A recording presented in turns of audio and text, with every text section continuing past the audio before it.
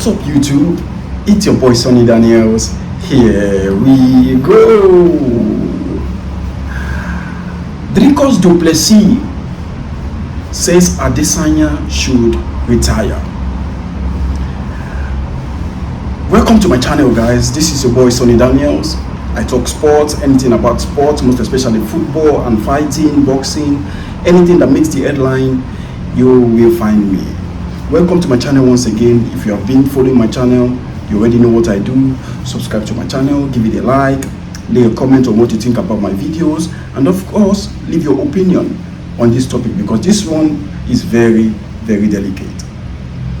Dricus du Plessis came out in an interview and said Israel Adesanya doesn't have any motivation to fight again, that he should retire. Like we all know, UFC 305, which is going to come up on August 14th or 13th, I think, on the 13th. Somebody let me know down in the comments when. I think on the 13th or 14th, I can't remember. But yes, whatever. Dricus du Plessis came out on an interview and said Adesanya should retire, that his only motivation has already been left out after beating Alex Poatan Pereira. That he has done it. He's one of the best. He's the best middleweight champion, and he doesn't have any motivation anymore. That he should just focus on golf and his new thing.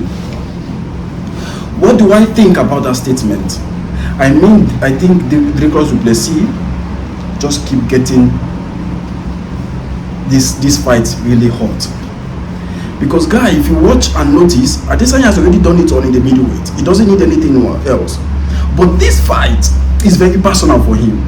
And we all know Israel, the last stylebender, in any fight that it is personal for him, that is where he shines.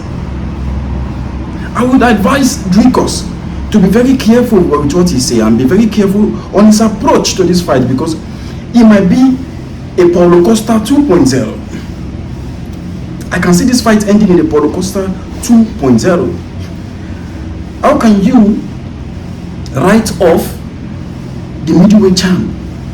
The person he knocked out, Alex Pereira, is currently a lightweight champion, and Israel is not even up to 40 years. Israel, I think Israel is 34 or 35, I can't remember. But that guy shines. That guy shines on a personal level. If he doesn't like you, that fight is not going to end well. So you coming out in an interview and saying, oh, I don't think Israel Adesanya has that motivation anymore, that I see him in a different way, he should go and focus on golf, that he doesn't have that motivation, he should go and retire. First and foremost, you said you're the only black African UFC champion. First and foremost, you're not black. Dricus, I respect you, but you're not black. And in South Africa, they have two places where the white people live and where the blacks live. I think you came from Zulu, while the rest came from real Africa. I don't think you even know the history of the songs. I don't even think you like even the African songs. I only know that what you know in South Africa is the Zulu and just normal music, maybe electronic, techno. I'm not going to go into that route. I'm just saying, you're just making this case very, very delicate. Israel, on the other hand, is African. What do we recognize African as?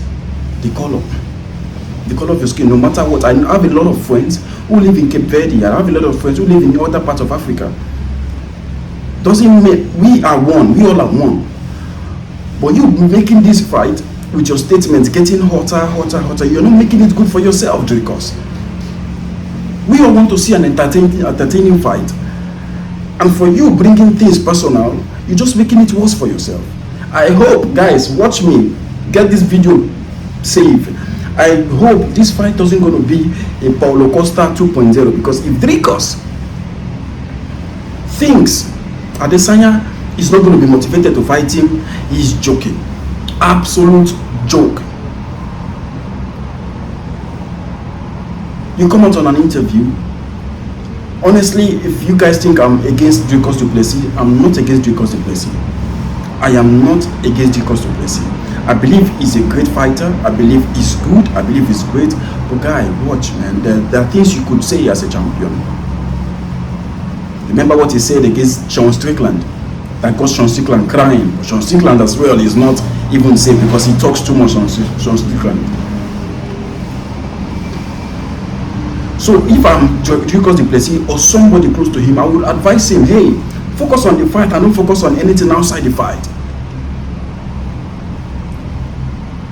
We all know that Dricus du Plessis always come forward in this fight. We all know that Dricus du Plessis always go attack.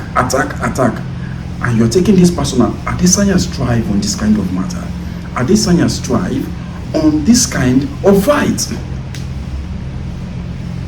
If you want to know, if you look at the history of the best fight of Israel Adesanya, his best fight comes from a personal thing. People who have got him angry. Derek Brunson said he's skinny. He knocked him out. Cold.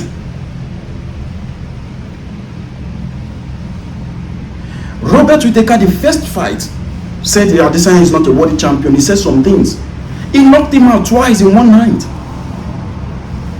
Is it Paulo Costa who said this Adesanya should be a dancer, he should be skinny, and the thing got too personal that Paulo Costa brought in a white belt for him? Man, he rodopped him in the second round, knocked him out and rodopped him, which went viral. And Paulo Costa since then has never become the same. Or do you want to talk about Alex Pereira, which they have fight 3 times, I think 4 times in MMA? The first fight, we could arguably say that Adesanya won that fight. But when we're talking of the UFC, Pereira came in the UFC and fought Adesanya for the title belt and won Adesanya by TKO. And people say, oh, this guy is not going to win, Adesanya is not going to win this guy. And it became personal. It became super personal, 2 of them. And what happened? He knocked him out cold. Adesanya has been knocked out by the Pereira, but 2 of them, I think the knockout of Adesanya against Pereira was the coldest.